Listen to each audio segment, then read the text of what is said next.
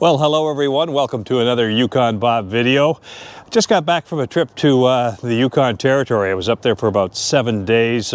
Took my mom's ashes, who had died this past winter, about March I think it was. So myself and my siblings all flew back to Whitehorse to intern her remains alongside my dad in a cemetery in Whitehorse. But while I was there, I had a chance to look around the territory again a little bit. Wasn't really planning on doing a video of the Yukon, but I had a camera along. So what I did is I just shot some of the old waterways up there that I used to travel when I lived in the Yukon. I had a boat up there and traveled most of the bigger lakes in the Yukon, some of the rivers. So I thought I'd take you along today, just a quick little look at some of the waters of the Yukon Territory. They'd be beautiful for a sea-doo, but you know, there just are not a lot of sea-doos in the Yukon, maybe because the water's so cold. But that doesn't really explain it, because there's a lot of people here who never get in the water off their sea-doos either, so not sure about that. But not a lot of sea-doos there. Boats, kayaks, canoes, all that sort of stuff.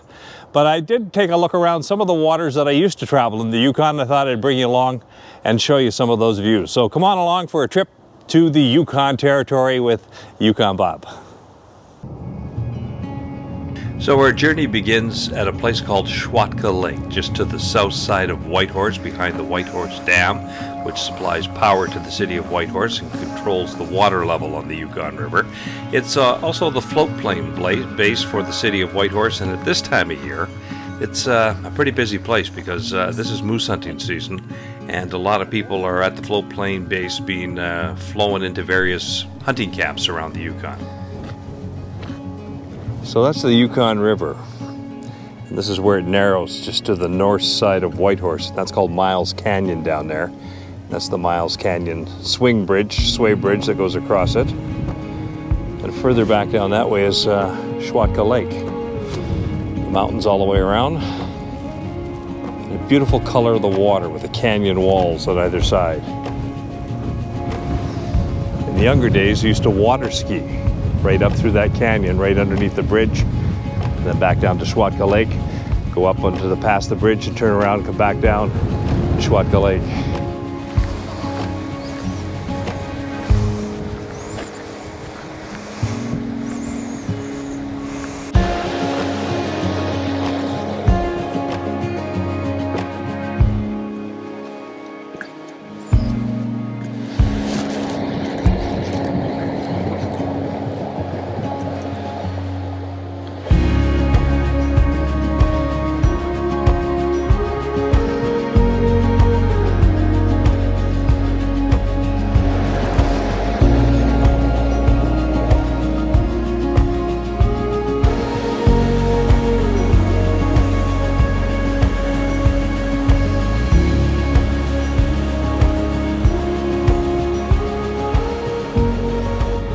So this area here, Miles Canyon, is where Whitehorse derives its name from.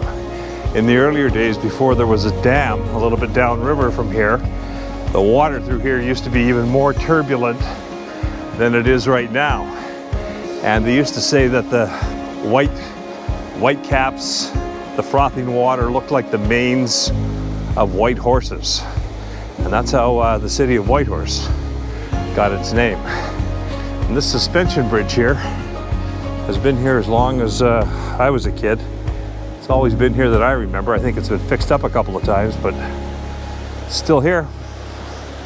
The water, this aqua green color, really picks up speed, a lot of current through here. But I guess in the old days even more, and this was the part of the route of the Klondike Gold Rush. People would have to come down this part of the river. A lot of the boats in 1897, 98 were lost coming through this part of the Yukon River.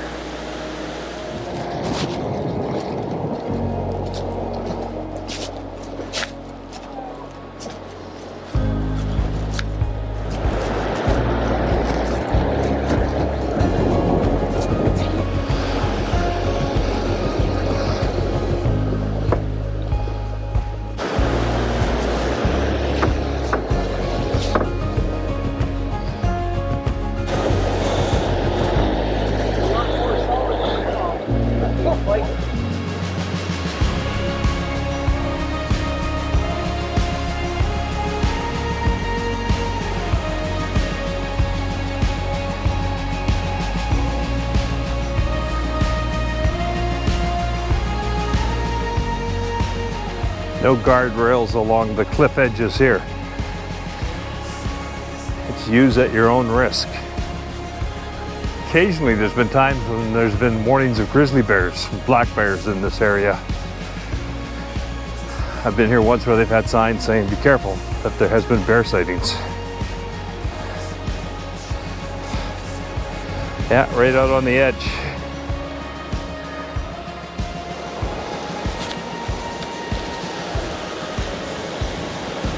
Gotta watch your footing around here. There's nothing to hold you back if you slip. This would be a fun ride on the Sea-Doo, whipping up and down through this canyon on the Sea-Doo. Because it's wide enough you can get turned around down in there.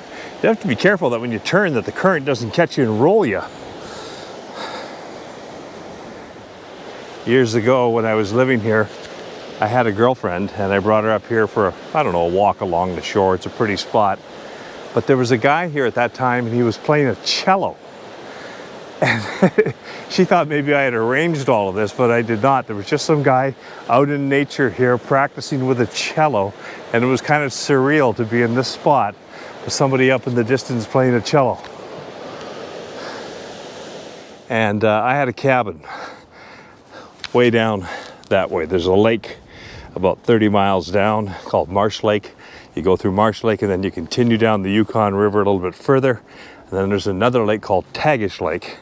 And that's where I had a cabin for a good number of years. But I built that cabin and then very shortly after moved from the Yukon.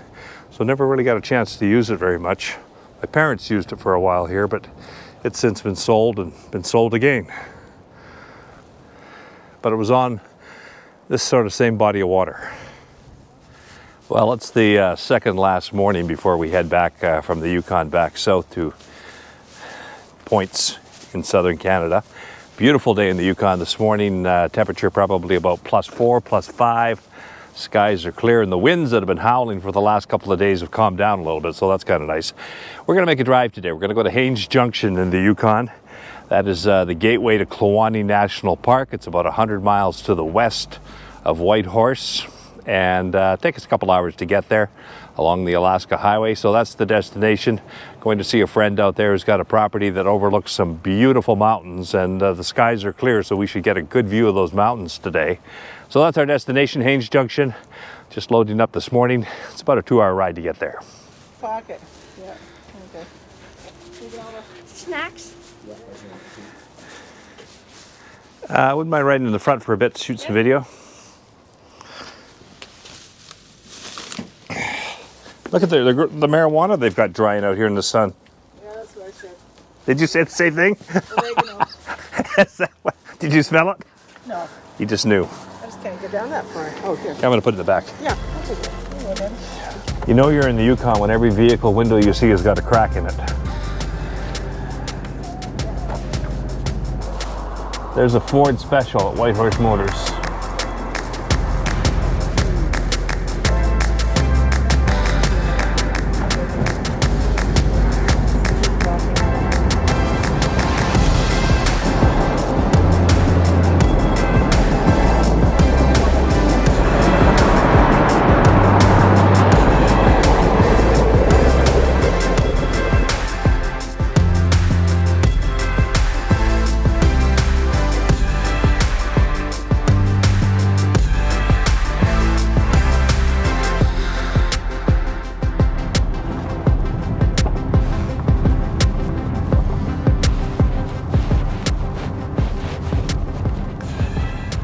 So this is a Pine Lake, just before you hit Haines Junction in the Yukon. That mountain over there is called Pink Mountain, way up on the top. There's some microwave towers up there for telephone communication. Used to be a gondola that ran all the way up to the top there, but that's since been removed now. I've got a friend who lives in Haines Junction who likes to water ski on this lake quite a bit. Look at all the frost. This is frost all over here. It's about the 25th of September. There's frost all over. That water would be pretty cold right now. But what a beautiful little location this is. The mountain all on one side, crystal clear water.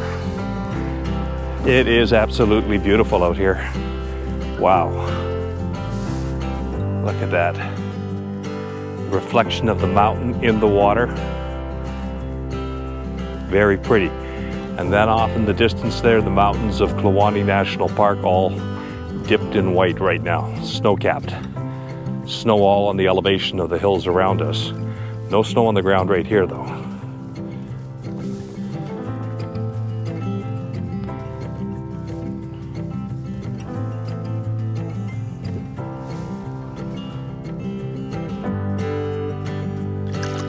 That water is ice cold. Ice cold. It won't be long till this lake is frozen.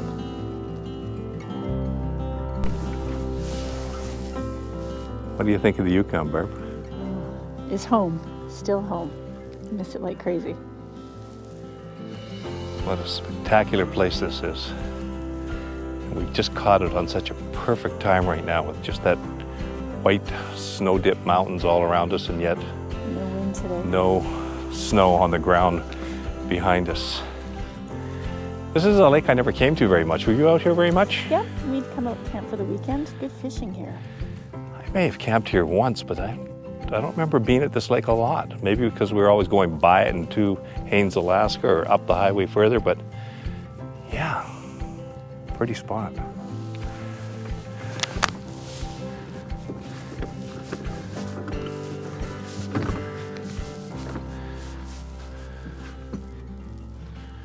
Even on the foliage here right beside the lake, there's a little bit of frost all over the vegetation, all over the willows, the grass, and the water is actually a little bit frozen here right on the surface. I can show you that. Yeah, look at that. It's got ice on it. Yeah, just starting to freeze over.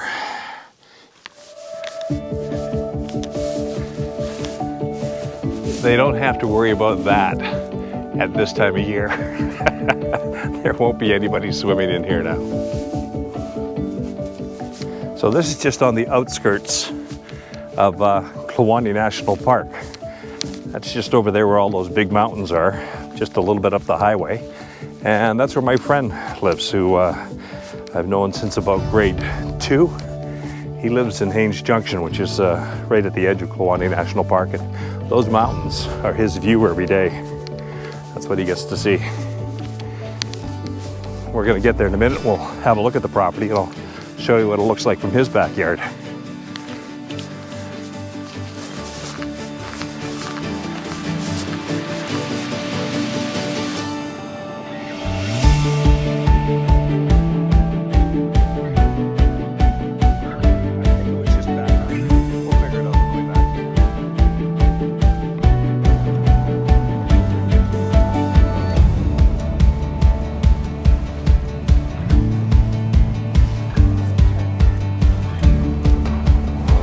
Sauna he's building.